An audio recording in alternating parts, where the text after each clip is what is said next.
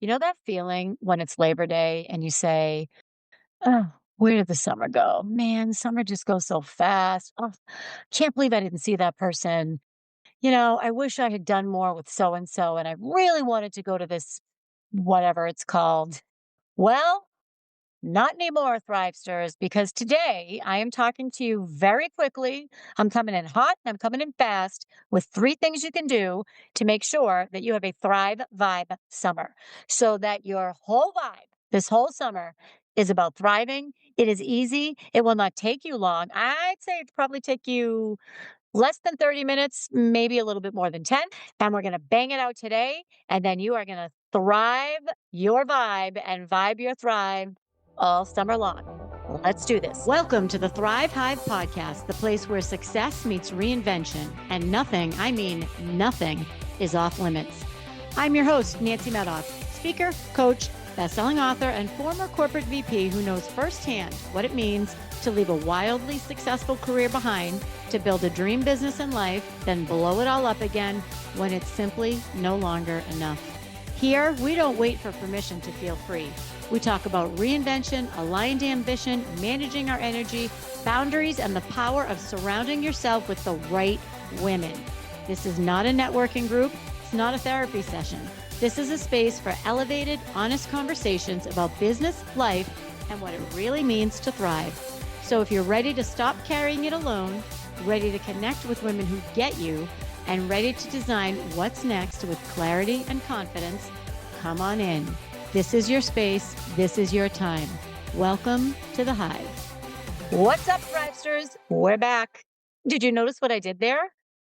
For those of you who are new here, for many, many years, and I think like 160 some odd episodes, I have been referring to you as podsters because you listen to the podcast. And then today I was interviewing someone, a very special guest, and I can't wait for you to hear this podcast interview. It's coming in a few weeks. And I started to say Thrivesters. I think I like that better. I think it's more appropriate what with the new Thrive Hive community. I also later on that day thought of Hivesters. I think I like Thrivesters because it speaks more to thriving. Let me know what you think. Instagram, LinkedIn, email, carrier pigeon, whatever. If you have a strong feeling about Thrivester or Hivester, let me know. Okay, so we're going to get right into it. We are talking today about how to make sure you have your Thrive Vibe summer. How to make sure you have a Thrive Vibe summer. Now, have you heard the term hot girl summer? I heard that a couple of years ago. I don't really love it. I like, however, how it gets you to think about if I want to be this summer, in this case, if I want to be living a Thrive Vibe, what can I do now? And it is May 2nd. We have about 4 weeks until summer, maybe a little longer. And yeah, I think that if you start thinking about how to have a Thrive Vibe summer, we're going to talk about this today, you will. I tried this last summer and it worked great. So here's what we're going to do. We are going to talk about the three things you can do now to set yourself up so that you can enjoy a Thrive Vibe all summer long. You with me? Okay, let's do it. All right. So ample time to do the planning and needed for this summer of Thrive. So here's what got me thinking about this. When you're in the corporate world, let me back up. So I'm going on a trip soon. It's a trip far away, and I'm very excited about it. And it's a little bit of a long trip. And I got to thinking about the last time that I kind of went away or took a month off. And I was thinking about when a couple of years ago I was working with my business coach, and I was telling her, well, I'm going to take the month of July off. And July's my birthday. I love summer. I get hyped about summer, as my friend likes to say. I love summer. And I said to myself, all right, you're going to set yourself up so you can take the month of July off. It's your birthday. It's a lot of fun. You have family coming. Great. Lots of fun things to do in July. Great. So when you work in the corporate world and you want to take time off, there are people that do things that you're supposed to do while you're gone. So the same thing happens when you're in business for yourself, only no one is you. So for example, I have an amazing, amazing team who will pre-plan with me and get all of these things ready. However, I'm the brand. I'm the only one that can record the podcast. I'm the only one that can do the podcast. I'm the only one that can show up for a speaking gig. I'm the only one that can post to my stories. So I'm the only what is it that only I can do? And understand that if I don't do it when I'm gone, there will be no activity in my business. And I made that mistake. So I was talking to my coach a couple of years ago. I said, I'm going to take the month of July off.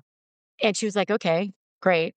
And I remember thinking to myself, I didn't go to work for myself to not be able to take time off when I want. And so I wanted to take the month of July off. What I did not know was if I didn't plan everything ahead of time and if I didn't schedule or generate activity that would happen while I was gone, I would go dark. And let's say I didn't pre record the podcast. You all would not have a podcast for 3 weeks. I would lose followers. I would lose subscribers. People would lose interest. People would stop opening my emails. I wouldn't be front and center for people who book speaking opportunities. I wouldn't be popping in your inbox every few days to say, hey, still have a couple spots left on my coaching. I would just go completely dark. And that is a lot to make up for. I found this out the hard way. I did the 1 month off. I didn't realize I had to plan through all these things. I mean, of course, I had someone checking my email and a couple of other things, but the generating activities, the things that generate momentum or energy or leads for my business, no one was doing it. And you need to plan for this when you're your brand. So I was thinking about this and I was thinking about, okay, I'm going to be gone for a few weeks. I can't just say to the people I work with, I'm going to be gone for 3 weeks. And I know it's the day before I'm leaving, but here are three things that here are let's say the podcast. Here are three podcasts. Can you edit these? Can you do all the clips? Can you come up with show notes? Can you do the graphic? Can you get all of this ready? Like I can't just spring that on someone. You have to plan for it. Same thing with my assistant. Same thing with the woman who helps me write some of my marketing copy. You have to plan for it. So you have to line up resources when you are relying on other people to get things done. You have to line them up. I tend to work in peaks and valleys. Like I'm either working really hard or doing nothing, working really hard or doing nothing. That doesn't work when you have people that are working with you and trying to support you in your business.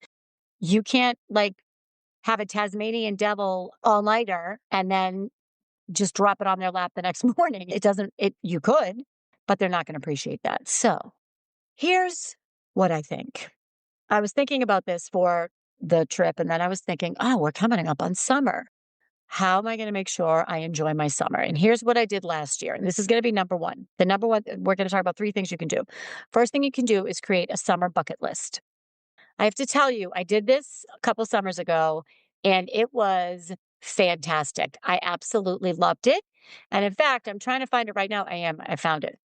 So this was a list of, let's say it was, whoops, I lost it. So let's say it was about 20 things. And they varied. They varied from, super intense things to not as intense things, things that would take a lot of time, things that wouldn't. And I kept the list close for when I had some spare time. I would say, "Ooh, what is it? What's one thing that what do I want to do this weekend?" And I would pull out my bucket list and say what's on that. So, for example, I had try an electric bike. I had go to the drive-in movie theater. There's a drive-in movie theater in the next town over. Watch the sunrise, watch the sunset, play volleyball on the beach, go to a concert outside. This is interesting. Enjoy more dinners in our three-season porch. This is really interesting because I did do this. Make a new friend. I mean, there was all kinds of fun things. And at the end of the summer, I realized I did most of them. I did most of them. And I didn't do them like they were a chore. I wasn't, thinking, oh, I got to get through my summer bucket list. It was, all right, I want to do something fun this weekend. What's on the list? What if I couldn't think of anything? And so I loved it. Last year was the inaugural. I provided the examples for you. I even made notes for this podcast session, Thrivesters, because I didn't want to miss it. So there's a reason why I suggest that you write this down. One is when you write things down, you're kind of subliminally committing to them. Two, there is a cognitive connection between writing something down and having the ability to recall it or remember it. And three, if you have a list, it will make it very handy for you to plan for what's on that list. So, for example, let's take my trip. Okay, I'm going on a trip. There's a list of things that I want to do. When I had the time burst to do them, I pulled out this little list and I bought my tickets ahead of time, tickets to attractions, made dinner reservations ahead of time to restaurants I know I wanted to try. So it's all in one list. So when you get the time to do it, you just bang it out. Same thing with the summer bucket list to some extent. If four-wheeling on the beach is on your summer bucket list, which it's on mine, when I start thinking about things I need to do to line up the resources, which is going to be number two, but when I start thinking about things to do that I need to do, I have this list and I can start checking things off the list to help me plan for it. Get a babysitter, find a dog sitter, block time to plan it, buy the tickets, find an expert. Let's say I want to do a moonlit walk in the dunes to find Cassiopeia. I don't know. I'm not the expert on that. I need to line up the resources to do that. So that Podsters, Thrivesters, Hivesters is number one. Create your summer bucket list. And I'm going to do you a solid. I'm going to give you a link in the show notes so that you can just fill in the list. I already have it. I have it ready for you. It's a cute little graphic. Just go get it, download it, fill it in. Okay. Number two, and this goes hand in hand with thinking about your list. Think about how you want to feel this summer. So oftentimes we create lists and checklists and they're things, they're activities, and that's important. There's value to that. In this particular case, when you're looking at, your summer bucket list, something you can do that will really help reinforce your commitment to that is think about how you want to feel this summer. So for me, I want to feel light, I want to feel whimsical, and I want to feel free. And it's interesting. Because when I thought of this is how I want to feel, I was like, ooh, what's driving that? Because I always kind of like to go a little deeper in what's behind that. And it's pretty simple. It's because for the past several weeks, I haven't been feeling that way. So summer is my pinnacle. I love summer.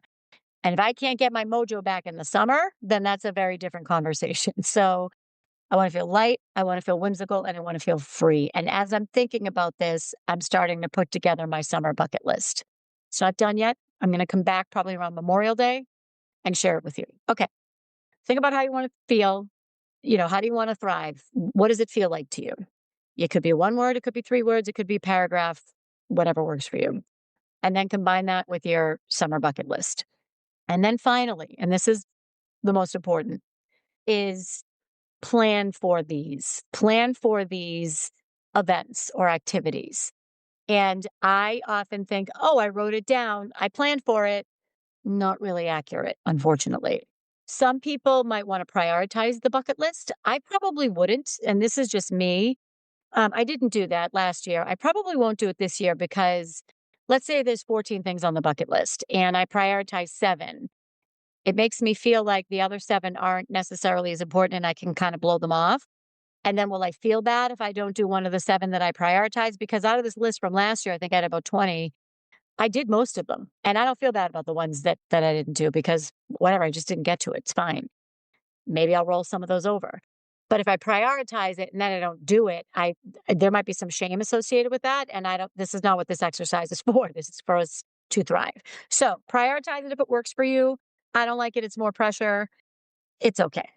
So you make your list and then I want you to plan for it by picking a few items, just a few items on this list and sit down and plan for it. So that could be, like I said before, blocking the time, taking the day off from work, getting your partner to take the day off from work, or alternatively, seeing if your partner can take care of the dogs, get a dog sitter, get a babysitter, get the tickets, find the expert, all of that. So I'm going to go back to the four-wheeling on the beach example. If that's on my list, which it is, I need to get an oversand vehicle. I call it ORV. It is ORV, but it's called oversand vehicle permit. You have to get a special permit to go on the beach in the Jeep. So I need to get that permit because what happens if I wake up on Friday or Saturday morning and I say, this is it. This is the day I'm going to check that off my bucket list and I don't have the permit. And for whatever reason, let's say there's a long line at the place to get the permit or they don't really sell out, but I don't know, maybe they're closed that day and then I have to drive an hour. I don't know. There could be any number of reasons. If I get the permit now, that is sending a signal to myself and my brain and everyone else saying, we're doing this eventually. Not sure when, but we're going to do it. So I would get the permit. I would maybe pick a weekend, like, I don't wanna over plan it, but I might say to Danny, "Hey, we don't have anything planned the weekend of the 16th or whatever, 20th. You wanna maybe if the weather's nice, try to go off-roading." Great. Then it's out there, he's ready for it, he's kinda planning for it. It makes our likelihood of success a little higher if we get it and plan for it. I'm gonna give you another example. So let's say your on your summer bucket list is, "I wanna go camping with my family." You would never hear me say that. I used to go camping a long time ago. It was pretty fun. I enjoyed it. Probably not something that I would do now. I just wouldn't. I wouldn't. And I'm too close to it. Like I live in the woods, so I can go out in the woods anytime I want to. Anyway, so if you want to go camping with your family and that's on your summer bucket list, you can't just wake up on Saturday morning and say, "Let's go, family. We're going camping." Maybe you can. Maybe you have all the equipment. Or maybe you need to take the time off. You need to figure out where you're going to go and make sure it's open. You need to make sure there's a spot for you there. You need to line up those resources again. So we had Kathleen Lawson on here twice, and she was talking to us about how to line up resources for your projects at work and in your business. And to me, I used to think that planning and lining up resources was the same thing. I now realize it's not. Planning is the overall umbrella. One of the things you do to plan is to line up your resources. So for this, I mean, what kind of equipment do you need? Do you need a tent? Do you need the compass? All those things. Are you an excellent camper or do you need someone to go with you? So you need to give them a heads up that this is something that you'd like to do with them. Where do you think you might want to go? Because you also want to enjoy the process. So let's say you didn't do any research and you didn't line up any resources and you wake up on Saturday, you want to go camping. Well, now it's a rush and you're frenzied and it's, well, where am I going to go? And the only place I can go is 3.5 hours away. And if I had looked at this earlier, I could have gone somewhere closer. This won't surprise you. I just had a handful of Skittles and now I'm talking too fast. Your likelihood of success increases exponentially by how much you plan for it. I mean, that's not really rocket science. It's also something that I can speak for myself. I tend to forget. I just tend to forget. So I want to talk to you a little bit about, and that's the third thing. One, two, three things you can do to have a Thrive Vibe summer. In my opinion, I think I said each one of them was the most important. What gets me in the right mindset and what will be my true north is really how do I want to feel? And it was whimsical, light, and free. And I will remember that, and I'll remember it, and so then subconsciously, most days, if I remember that, I will do something that's either whimsical, makes me feel lighter, makes me feel free. Let's go back to last summer. So here are a few things that were on my list. Try an electric bike, I did that. I did not go to the drive-in movie theater. Finish my oyster table runner. I make fun little crafts with oyster shells. Bet you didn't know that about me, did you? And I had this project where I made a big, big, big table runner, and it just kept sitting in this box, and it wasn't done, and it wasn't done. I wanted to get it done, and I did, and now I love it. I watched the sunrise, watched the sunset. I did both of those. Play volleyball on the beach? I did not. And there is a weekly volleyball game, probably daily in the summer, literally 5 minutes from my house. That's going to go on this year's list. Have a real picnic on the grass with Danny. I did not do that either. Beach bonfire, didn't do it. Summer concert outside, I did do that. So enjoy more dinners in our three-season porch. This is interesting because I know I talked about that earlier. This is really interesting. I forgot I put this on the list. I didn't like this isn't something that I put the list away and I really didn't look at it very much. And so I have this three-season porch, and in the winter, I turn it into like a ski lodge, an après ski lodge. I have little fake sheepskin chair covers and rugs, and it's just super fun. There's like twinkle lights, and what else is in there? I have some skis in there for fun. There's some antler chandeliers. It's just fun. And ironically, in the summer, I don't really do much out there. I just kind of take all the winter stuff out and put in some nice cushions, and that's it. So when I was getting the porch ready just a couple of days ago, because it just started getting nice where I live, I'm like, wow, I have some really nice stuff out here. Like it looks really nice and comfortable and homey and welcoming. And I'm like, when did this happen?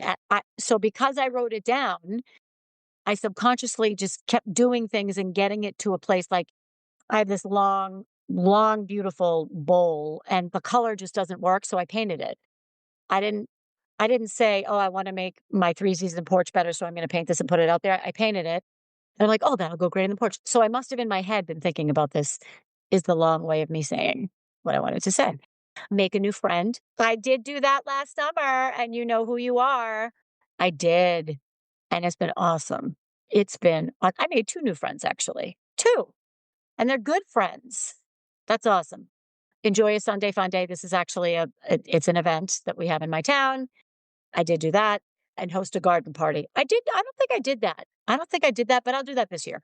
Anyway, when I say garden party, I mean a party in my backyard. So I'm not talking about like pinafores and stuff like that. I'm not talking about that. I'm talking about a party in the backyard. So, Thrivesters, I want you to have a Thrive Vibe summer. And I'm going to recap the 3 ways you can do this. I'm going to reorder them. Number 1, or one of the things you can do is think about how you want to feel. How do you want to feel? Write it down, declare it, put it out there. This is how I want to feel this summer, because we only have 4 weeks to get ready for it.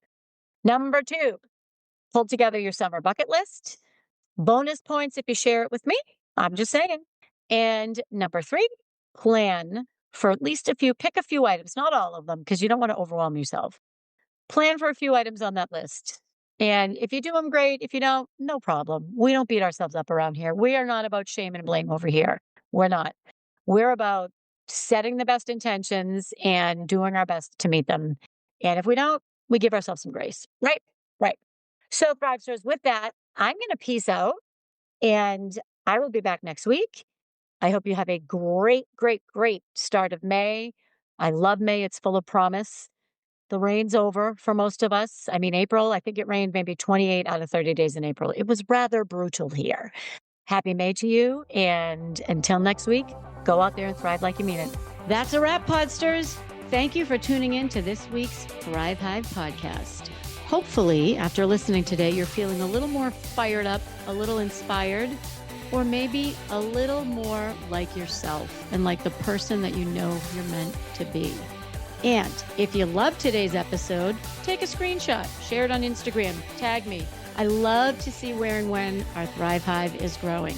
And if you're thinking about someone who you think should really listen to this episode, send it her way, because we all deserve to go out and live that life we work so hard to build. Now, go thrive like you mean it.